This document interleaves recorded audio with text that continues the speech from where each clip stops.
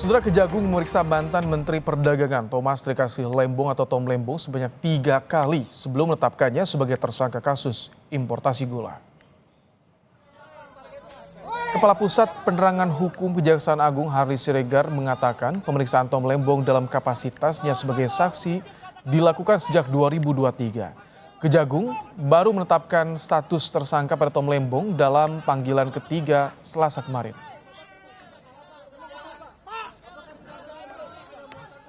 Terkait dengan pemeriksaan yang bersangkutan sejak kurun waktu 2023 sudah 3 kali diperiksa sebagai saksi dan kemarin tentu beliau dipanggil yang bersangkutan dipanggil sebagai saksi dan setelah dilakukan pemeriksaan sebagai saksi penyidik melakukan ekspos gelar perkara kemudian menetapkan yang bersangkutan sebagai tersangka.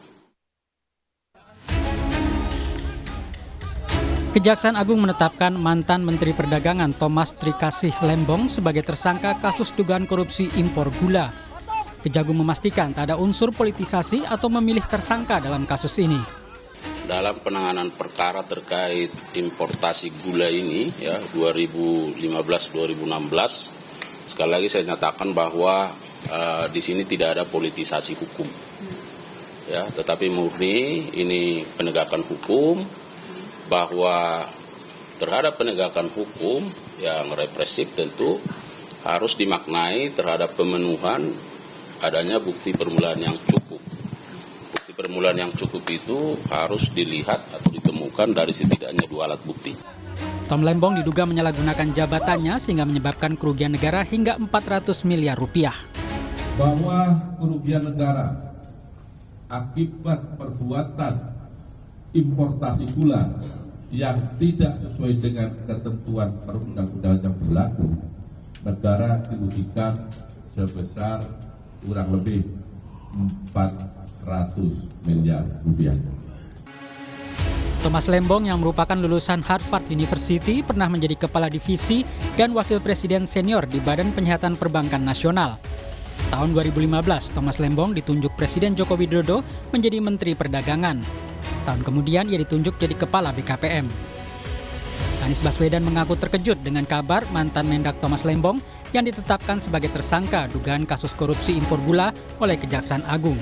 Meski demikian, Anies menghormati proses hukum yang sedang berjalan, yang ia yakini bakal berlangsung dengan adil. Anies memberikan dukungan moral kepada Tom yang merupakan bagian dari tim suksesnya pada pemilihan presiden 2024 lalu. Tom, jangan berhenti mencintai Indonesia dan rakyatnya, seperti yang telah dijalani dan dibuktikan selama ini. I still have my trust in Tom, dan doa serta dukungan kami tidak akan putus, tulis Anies Baswedan di akun Instagramnya. Kejaksaan Agung menyebut Tom Lembong terancam hukuman penjara maksimal seumur hidup usai ditetapkan tersangka dugaan korupsi impor gula. Tim Liputan Kompas TV. Pakar Hukum Pidana Universitas Pelita Harapan Jamin Ginting mempertanyakan lamanya waktu penetapan Tom Lembong sebagai tersangka dugaan korupsi impor gula. Menurut Jamin Ginting, kemungkinan tindak pidana korupsi cukup kecil karena kebijakan impor gula saat itu sudah disetujui oleh Presiden dan kabinet terkait. Menurut Ginting, kebijakan yang diambil pemerintah sulit dianggap sebagai tindak pidana korupsi. Hal yang perlu kita perhatikan adalah apakah Tom Lembong ini mendapatkan keuntungan dari perbuatan kebijakan yang dalam tanda petik dianggap sebagai suatu tindak pidana korupsi. Kebijakan dalam mengimpor gula pada saat itu tentu merupakan kebijakan yang juga disetujui oleh Presiden tentunya ya, dan kabinet-kabinet yang terkait. Nah, kalau kebijakan itu sudah disetujui, sudah disahkan, saya kira untuk tindak pidana korupsinya kecil sekali karena itu kan kebijakan. Kejaksaan Agung menetapkan Thomas Lembong sebagai tersangka kasus dugaan korupsi terkait impor gula saat ia menjabat sebagai Menteri Perdagangan. Tom Lembong diduga memberikan izin impor gula dalam kondisi stok gula tanah air yang tak mengalami kekurangan. Bagaimana konstruksi hukumnya? Kita akan bahas bersama dengan peneliti Pukat UGM, Zainur Rohman. Selamat petang, Mas Zain. Selamat petang, Mas. Baik, Mas Zen, jadi ini bagaimana konstruksi hukum yang bisa Anda baca ketika kebijakan mengimpor gula dari pemerintah ini bisa dikatakan tindak pidana korupsi?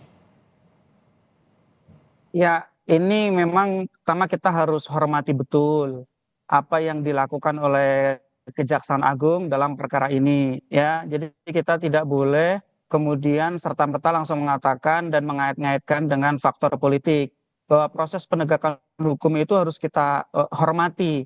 Yang kedua tentu tetap menghormati juga asas praduga tidak bersalah karena sampai sekarang statusnya adalah saksi, bukan Sudah tersangka, tersangka. bukan merupakan terpidana, begitu ya, tersangka.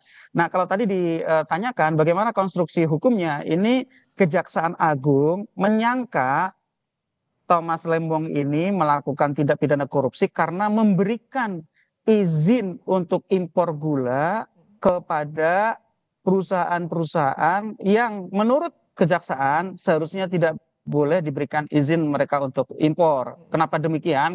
Karena untuk gula jenis tertentu itu hanya bisa dilakukan impor oleh BUMN. Sedangkan di sini BUMN itu menunjuk perusahaan-perusahaan lain juga yang mengimpor untuk atas nama BUMN maupun bahkan perusahaan-perusahaan swasta itu melakukan impor langsung. Artinya di sini kejaksaan melihat bahwa Thomas Lembong ini sebagai menteri di dalam memberikan izin telah melanggar peraturan di internal mereka sendiri mengenai ketentuan untuk impor yang seharusnya juga membutuhkan persetujuan dari Kementerian Perindustrian begitu ya. Nah, sehingga kalau menurut kejaksaan akibat dari izin impor yang tidak sesuai dengan ketentuan ini, maka BUMN yang seharusnya diberikan izin impor tetapi kemudian akhirnya melibatkan swasta itu kehilangan potensi keuntungan sebesar kurang lebih 400 miliar rupiah. Ini cukup Itu hanya bisa konstruksi yang terungkap di disangkakan. kerugian negara, Mas Zen. Ini bisa cukup di kerugian negara saja, tidak perlu ada yang menguntungkan diri sendiri dari Thomas Lembong, atau perlu dibuktikan juga soal menguntungkan diri sendiri? Ya, ini kasus ini nanti akan sangat keras perdebatannya di persidangan. Ya, jadi menurut saya kita hormati saja kasus ini, kita tunggu nanti di persidangan akan seperti apa. Kenapa? Karena sejauh ini kejaksaan tidak menyampaikan informasi ada atau tidaknya misalnya perbuatan curang untuk keluarnya izin tersebut, atau apakah izinnya itu keluar karena dibeli menggunakan suap atau gratifikasi, atau misalnya ada bentuk-bentuk fraud yang kemudian menyebabkan izin itu keluar, adanya penipuan atau juga persyaratan-persyaratan yang dipalsukan. Kita belum mendengar sejauh ini. Kalau tanpa itu semua, kita juga ikut bertanya apakah sebenarnya pasal 2 dan pasal 3 ketika dibentuk oleh pembentuk undang-undang itu ditujukan untuk menjerat semua pihak yang bertentangan dengan undang-undang, atau memang yang dimaksud oleh pasal 2 dan pasal 3 itu adalah untuk menjerat pihak-pihak yang curang di dalam memperoleh keuntungan untuk diri sendiri atau orang lain, Mas. Ini kan sudah lama terjadi peristiwanya di tahun 2015, tahun 2017 BPK sudah mengeluarkan hasil audit. Dari Pukat juga mendapatkan salinan ketika audit impor gula itu. Karena jika bisa disandingkan, itu ada perusahaan yang terkait juga dengan beberapa induk koperasi yang menjadi alasan Thomas Lembong itu memberikan izin. Ya, tentu itu nanti akan menjadi materi penyidikan dan nanti akan menjadi bagian dari pembuktian ya. Saya juga ingin mengetahui sebenarnya, ini perusahaan-perusahaan yang memperoleh izin, itu sebenarnya perusahaan siapa saja? Apa kepentingan di balik perusahaan-perusahaan tersebut? Apakah juga perusahaan-perusahaan tersebut yang diberikan izin impor ini memiliki hubungan misalnya dengan para tersangka atau juga misalnya para politisi lain yang memiliki power besar untuk menentukan izin impor begitu ya, atau mungkin punya kuasa untuk trading in influence, mempengaruhi menggunakan pengaruhnya untuk keluarnya izin impor ini. Jadi memang menurut saya menuduh kejaksaan politis ataupun ya sebaliknya menuduh secara langsung bahwa ini para pelaku benar-benar merupakan korupsi, menurut saya terlalu dini, terlalu awal. Kita lebih baik ikuti proses persidangannya agar nanti semuanya bisa terungkap dengan jelas, dengan lengkap bagaimana sebenarnya kejadian yang disangka sebagai tindak pidana korupsi ini terjadi. Sekali lagi Mas, saya itu sangat menunggu-nunggu apakah dalam keluarnya izin impor ini itu ada suapnya, apakah ada fraudnya, apakah ada kecurangannya, itu yang saya tunggu-tunggu sebenarnya. Jadi nanti apa yang harus dilakukan Kejagung, yang harus disampaikan juga pada publik, agar menguatkan kalau proses ini tidak ada unsur politisasi?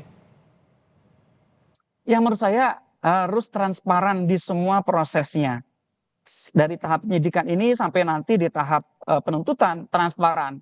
Kejaksaan perlu menyampaikan informasi secara berkala mengenai progres penanganan perkara ini kepada publik secara terang benderang tanpa ditutup-tutupi. Juga perlu disampaikan siapa saja sih sebenarnya beneficial ownership dari perusahaan-perusahaan yang diberikan izin impor gula tersebut.